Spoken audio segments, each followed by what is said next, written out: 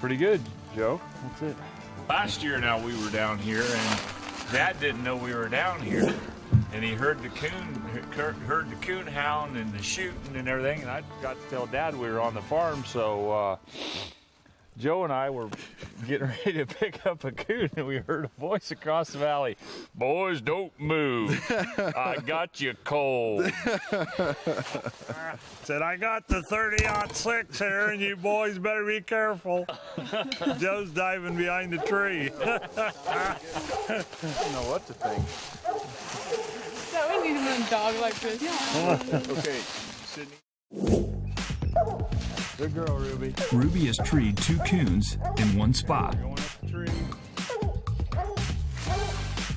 They're high above, hiding in the crotch of the trees. Oh, right in the head. Watch you roll. Sydney, you are a coon killer. That eye. Hard to get much better than that. Man alive.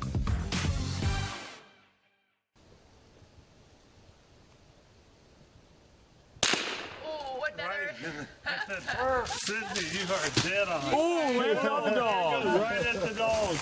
Dog hit the dog.